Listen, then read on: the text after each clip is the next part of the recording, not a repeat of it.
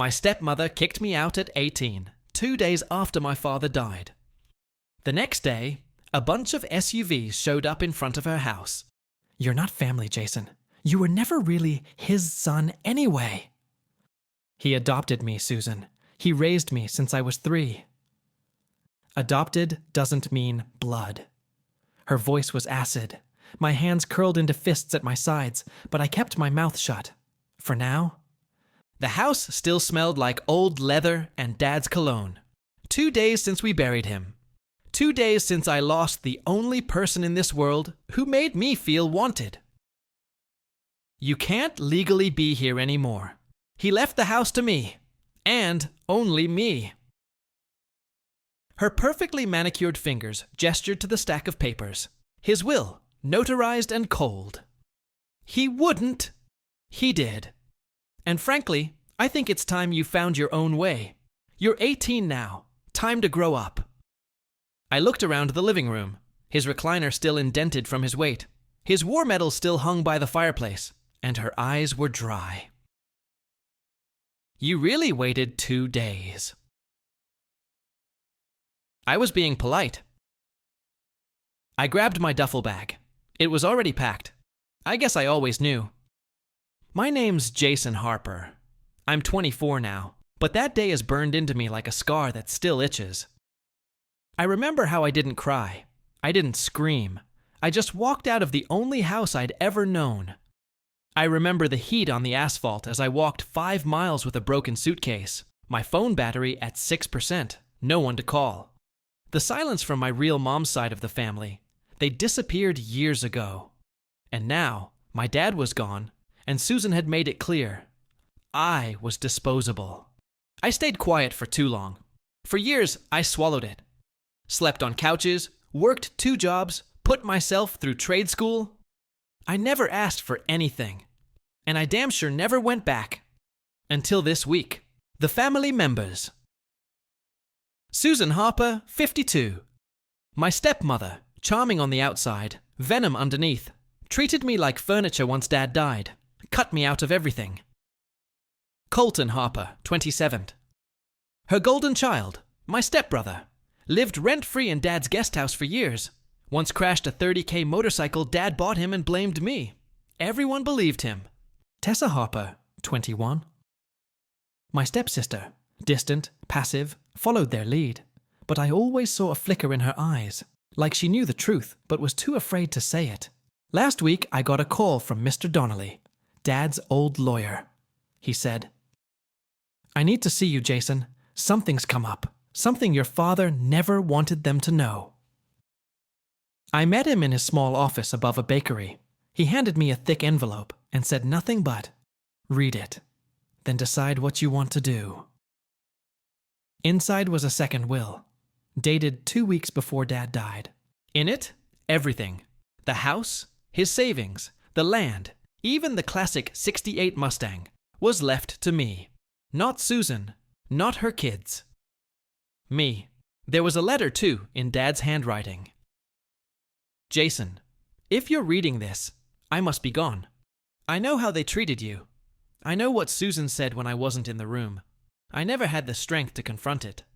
I'm sorry, but I'm proud of you, of the man you're becoming. This is my way of setting things right. Love. Dad. I didn't cry. I couldn't. My jaw just clenched. The original will had been changed, legally witnessed, and stored privately. Susan never knew.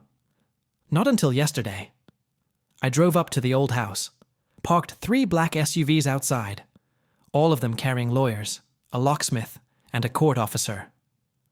When she opened the door in her bathrobe, her face cracked. "Jason, what the hell is this?" I didn't speak. I handed her the paperwork, watched her skim the lines with shaking hands. No, this isn't. This has to be fake.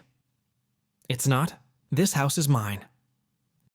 No, he promised me. He changed his mind.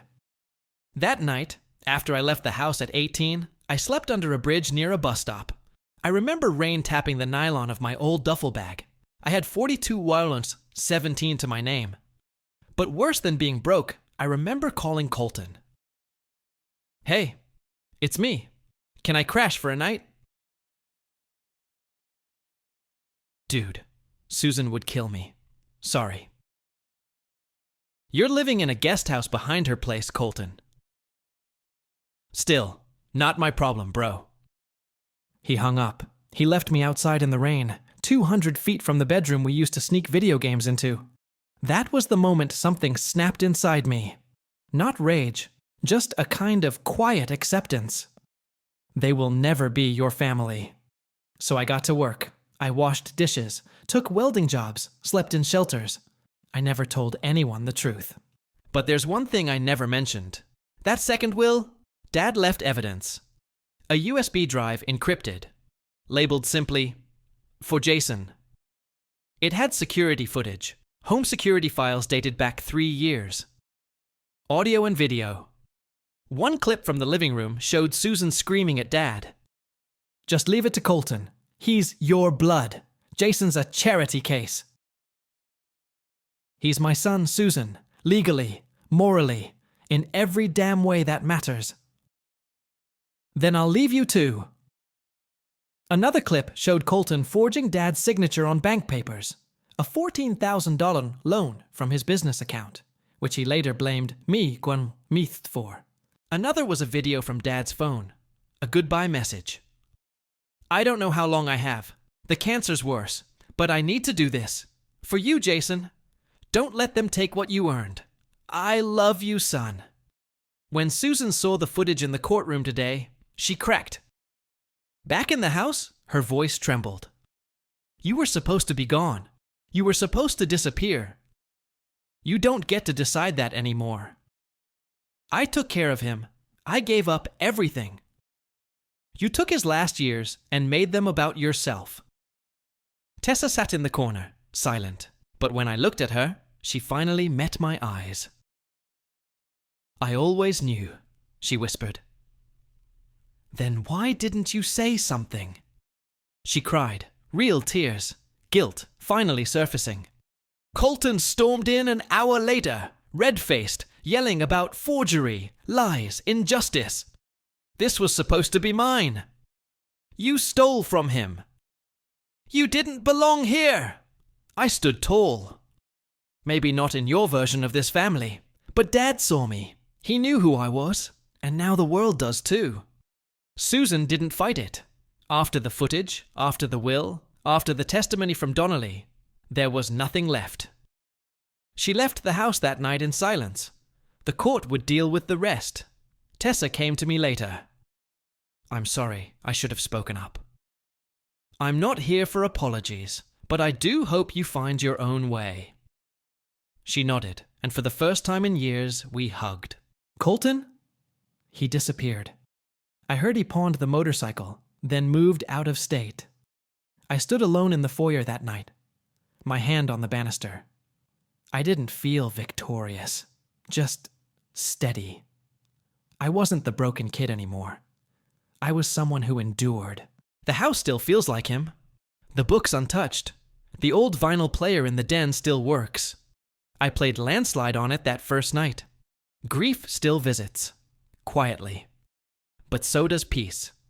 I restored the Mustang, finished the job he started. It runs smooth now. Every Friday, I drive out past the hills and watch the sun dip low over the same roads he taught me to drive. I don't hate Susan. I don't forgive her either. Not fully. But I've learned this.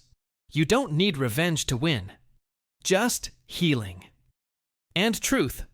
I started a foundation in his name. Helping kids who age out of the system with no one to catch them. That was me once, but not anymore. And someday, maybe, I'll teach my own son how to change oil in that garage. And I'll tell him. Family isn't made by blood. It's built by love. If you've ever been betrayed by the people who were supposed to protect you, I see you. What would you have done in Jason's shoes? Have you ever been cut off, thrown out, or pushed aside when you needed family the most? Drop your story in the comments. This is a space for healing, not shame. Like, subscribe, and if this story moved you, Share it with someone who's been through the same. You don't need revenge to find peace. You just need the truth. And sometimes, that's enough to build a new beginning.